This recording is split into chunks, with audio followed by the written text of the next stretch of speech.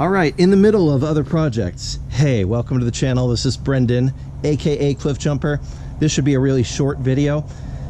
It's one of those while you're in there things, but if you've ever wondered how to install one particular kind of short shifter on your Mark IV, I'm going to show you how. Let's do this.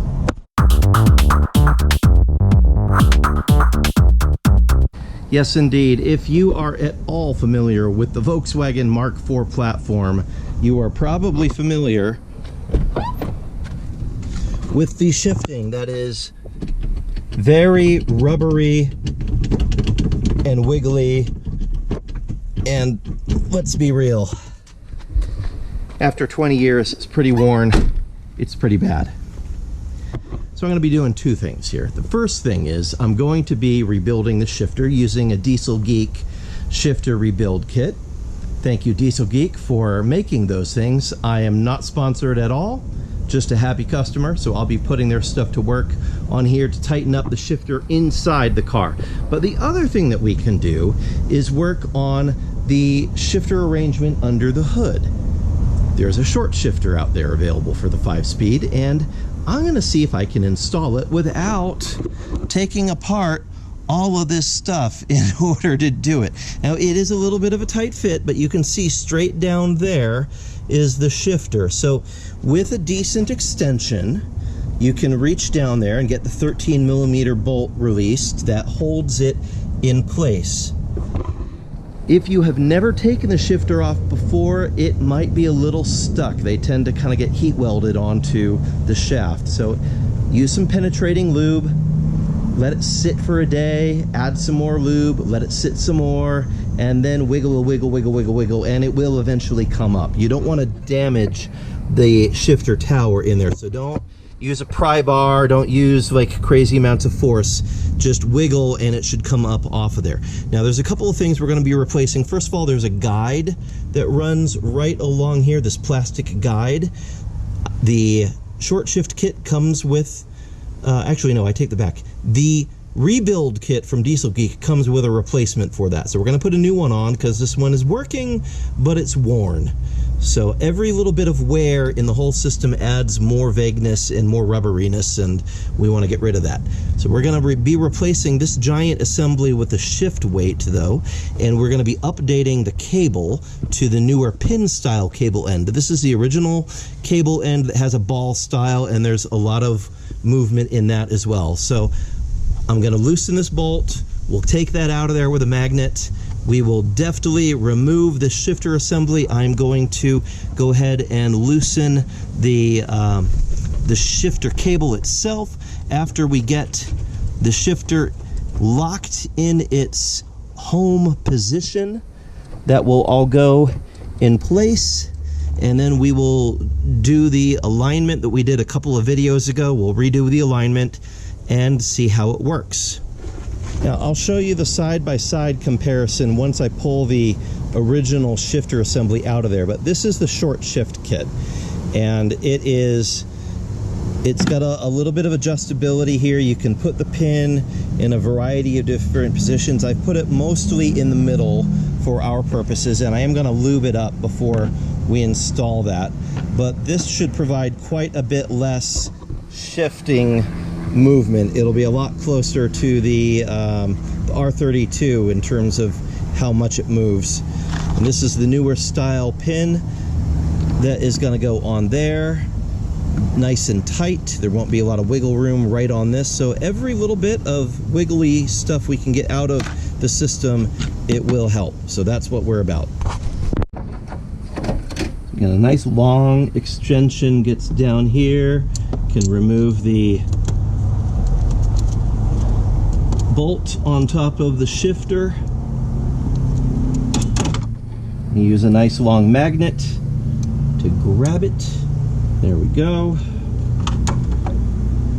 And I am going to lock, well, I need to lock the shifter in place too. That's going to be helpful. Let me take care of that inside the cabin, and then we will pull back the cable thing here, make sure that it is loosened on the end. That will come off, and we should be able to pull this off.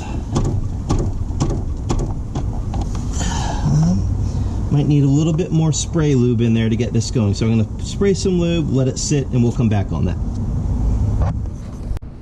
One of the tricks that you can use to get it loose is put the top nut back on, but not threaded all the way on, and then use your extension to just tap it a little bit,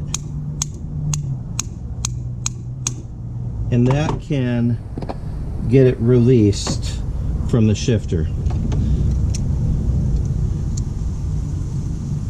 Loosen it up just a little bit more. Now we don't want to mess up the threads, so we got to be careful here on the back end. So now it's loosened all the way.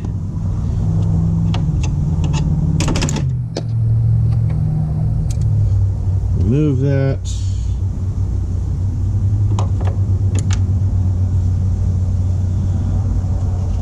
Oh, it looks like I have maybe actually hammered off the collar. Yeah. So the collar came off of the bolt in the process of that. We're going to have to put that back in place so it sits happy.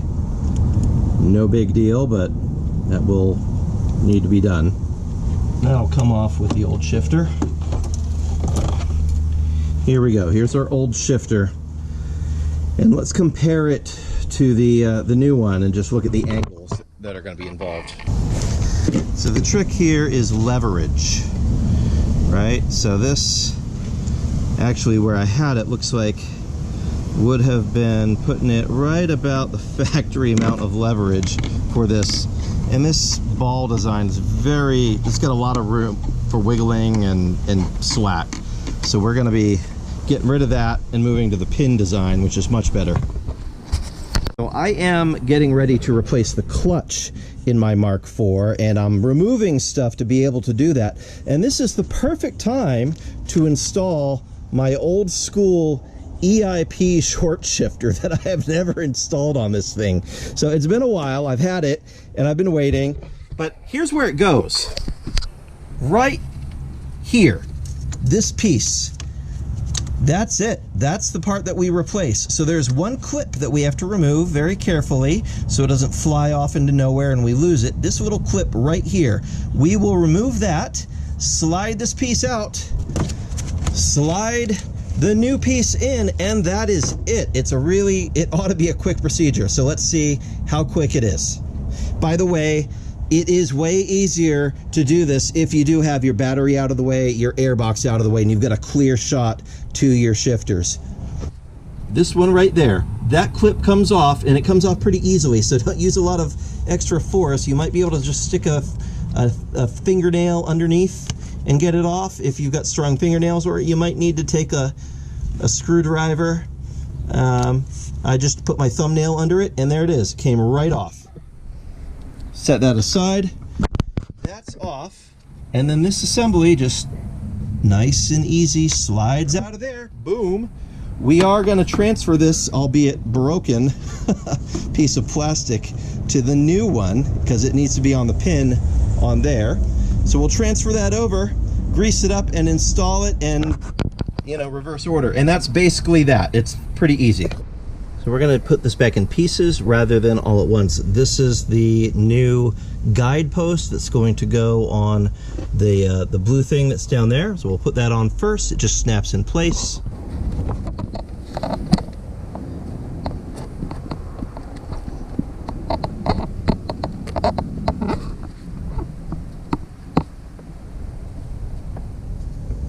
Okay, that's on there. Now, put that down. There's only one way it can go on, but we want to make sure that it's actually lined up with this shifter assemblies we're putting it on. So I'm going to need both hands to do this, and you might not be able to see what I'm doing. I apologize for that, but it's going to go into that guide and then down on the post.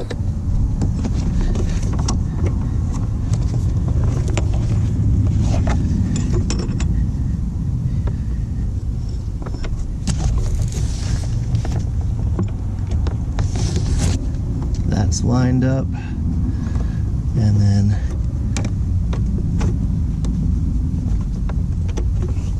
shifter on its home. Can only go one way. That worked.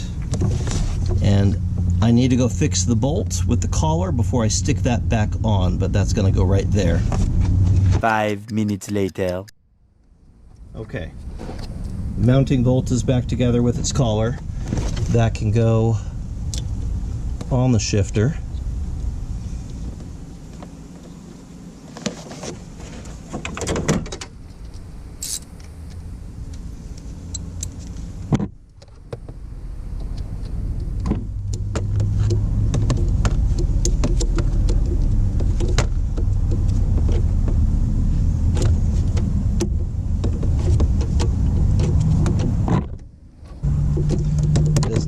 Be Kung Fu Voodoo Monkey Death Grip tight. It just has to be the German standard Guten tight. Now we want it to be able to move up and down a little bit like this, and down underneath the shifter. A little hard to see down there, but there is a plastic L-shaped clip, and we are going to move it up and push it in, and that is going to be the pin that holds the shifter in its home position so that we can align it. There we go. And it doesn't take a whole lot of force. It just, once it's in there, the shifter won't move around anymore. So that's the home position. It's ready. I will go ahead and put the cable end on the cable and clip it in place on the shifter as well.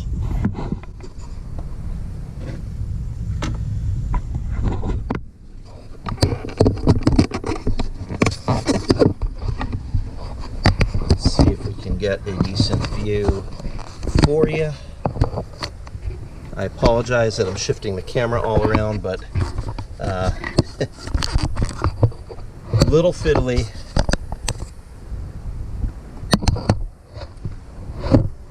Let's see. That might work to get you a view.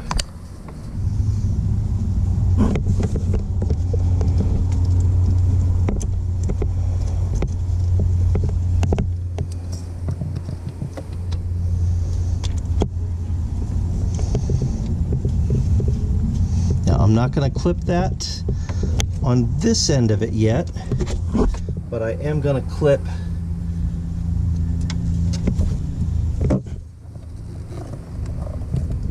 that top of the pin in place. Like so. That locked in the home position, I then need to mount, or I should say I need to lock this shifter in its home position. And there's a hole here and there's a hole there. You need to take a Allen wrench or a drill bit and have them go through both of those. And if I remember, it's a 3/16 drill bit or a 5mm drill bit that works to hold that in place. Yes, indeed, it is the 3/16 size drill bit that works to lock this in its home position. And with that in place and this locked in its home position as well, we can then put the cable end onto the cable. Okay, now that I actually have the cable in the cable end, see, this is all spring loaded and waiting. We actually need to pull the cable out as much as we can to take out the slack before we release tension on the retainer clip, and it will snap in place. And this is, once again, I need both hands to be down there and one hand needs to be where the camera is, so I cannot show you, but there is a great Dieselgeek video they have that shows you how to do it, so I will link to that in the description. After you do release tension on it and the cable is secure in the cable end link, you can pull out the pin that's holding this in the locked position. And back on this end, we can pull out the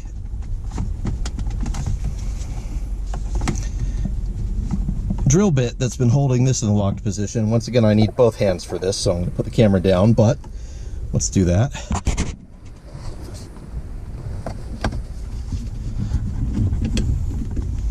There we go.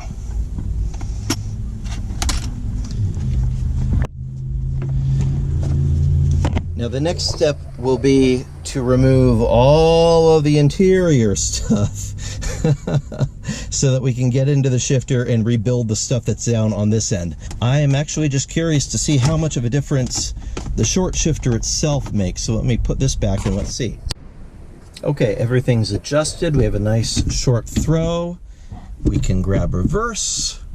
Yay. And all right, just need to clip this stuff back together. I'm good to go. Okay, moment of truth. Let's check this out. Oh, nice.